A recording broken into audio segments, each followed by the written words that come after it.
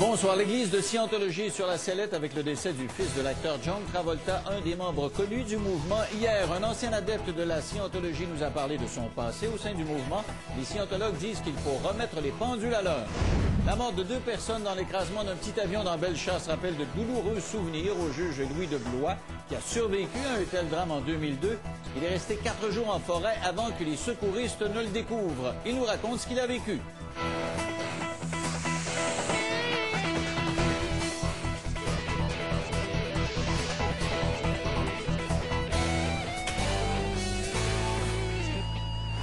On vous a parlé hier du décès du fils de John Travolta aux États-Unis, qui est entouré d'une espèce d'aura de mystère. Ses parents disent qu'il souffrait d'une maladie rare, le syndrome de Kawasaki. Des proches affirment qu'en fait, il voulait cacher que c'était plutôt d'autisme dont il souffrait, une maladie qui ne serait pas acceptée par les scientologues. Alors, on a eu hier un ancien membre de l'Église de Scientologie qui nous a expliqué comment il voyait les choses, lui.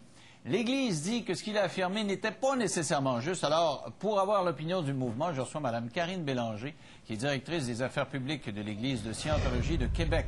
Bonsoir, Mme Bélanger. Bonsoir, M. Lévesque. Alors, dites-moi, d'abord, est-ce que John Travolta, c'est quelqu'un d'important pour vous? Hier, on nous a expliqué qu'il servait à recruter beaucoup de membres. Vous en servez vraiment? Moi, non, jamais. Non? Vous dites jamais venez dans la gang de John Travolta, non? Non, pas vraiment, non. Non, la religion, c'est tellement quelque chose de personnel. M. Travolta est un scientologue, comme d'autres sont dans d'autres religions, mais c'est pas quelque chose que j'utilise, moi, personnellement, là, pour parler de la scientologie. OK. Alors, ouais. Vous vous considérez comme une religion ou comme un mouvement ou comme une philosophie? Qu'est-ce que vous êtes pour vous, là? Une religion. Une philosophie religieuse appliquée. C'est ce qu'on dit, oui. Donc, une religion dont le but est de quoi? Chaque religion a son propre but immanent. C'est quoi le mot? Mais savez-vous que j'ai constaté que la plupart des religions avaient pas mal le même but. C'est un but de paix sur Terre.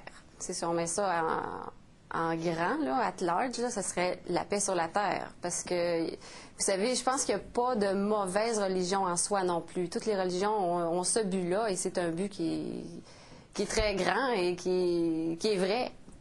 Mais certains parlent de vous comme une secte plutôt, comme étant une espèce d'organisation pyramidale qui demande de l'argent à chaque strate de la pyramide, de sorte que ceux qui sont en haut en ont plein les poches, puis ceux en bas payent. Qu'est-ce que vous dites de ça? Vous? Je dis que c'est faux.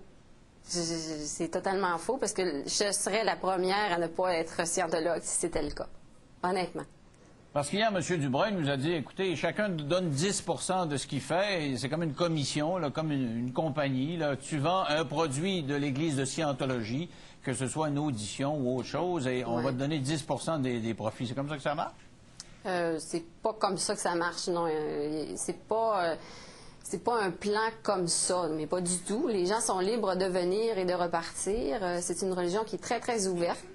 Et la chose dont parlait M. Dubreuil, je crois que c'était plus au niveau de, par exemple, de la vente de livres ou des choses comme ça, où est-ce qu'effectivement, il peut avoir, je ne sais pas exactement le pourcentage moi-même, je ne suis pas certaine que ce soit 10 mais comme dans n'importe quel autre organisme ou mouvement, peut-être qu'il y aurait de la vente à ce moment-là, ou est-ce qu'il y aurait une commission ou un pourcentage qui était remis à la personne qui en vend.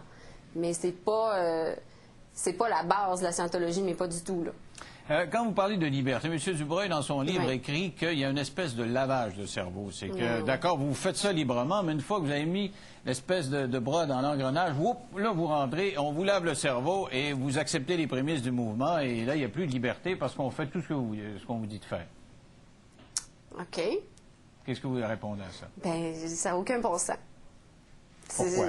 Bien, parce que ça se peut pas. Premièrement, le concept de lavage de cerveau, est-ce que ça se peut vraiment? J'en ai aucune idée, mais je peux vous dire qu'il n'est pas en scientologie, mais pas du tout. Mais les membres des sectes, des autres sectes qu'on voit, il y en a qui deviennent tellement radicales qu'on se dit, bon, ben, ce radicalisme-là vient du fait qu'on leur a poussé des idées dans le système.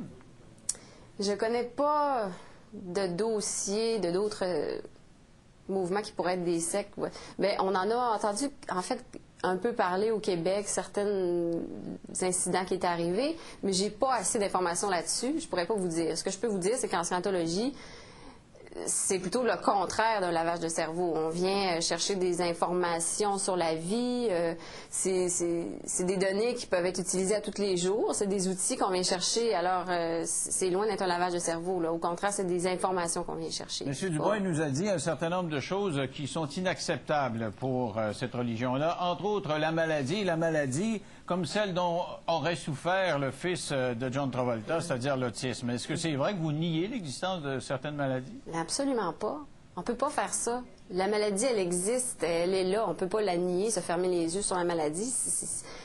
J'aimerais vous dire que oui, on peut effacer les maladies et les faire disparaître de la Terre, mais malheureusement, c'est vraiment pas le cas aujourd'hui. Puis je pense que ça va être encore le cas demain. La maladie, elle existe et la médecine a le droit d'exister et elle a toute, comment je pourrais dire, elle a sa place. Il nous a raconté, M. Dubreuil, que l'audition est lui-même en a fait, c'est-à-dire qu'on écoute quelqu'un et on s'organise pour le faire régresser via l'hypnose ou autrement, pour qu'émotivement il se libère de ses tensions et se guérisse. Oui. C'est privilégié par votre Église au détriment de la médecine traditionnelle. Alors, comment ça marche? Expliquez-moi, est-ce que c'est vrai l'audition d'abord? C'est quoi l'audition? Bien, l'audition, c'est une forme d'écoute, c'est une technique, hein, c'est vraiment très technique. Alors, on est avec un auditeur et c'est personnel, c'est un cheminement qui est personnel. Alors, il y a des questions qui sont posées à l'individu, puis c'est l'individu lui-même qui découvre pour lui-même c'est quoi exactement la cause de ses problèmes ou de la cause de ses émotions négatives, etc. Alors, c'est rien qui est imposé à l'individu, contrairement à d'autres, peut-être, psychothérapies que je ne connais pas nécessairement. Maintenant, est-ce qu'on fait ça au détriment de la médecine? Absolument pas. Donc, absolument si vous souffrez du cancer un jour, vous allez suivre ces auditions-là, vous allez voir le médecin quand même? Bien, je vais d'abord suivre les traitements pour mon corps, les traitements qui sont nécessaires à vaincre la maladie.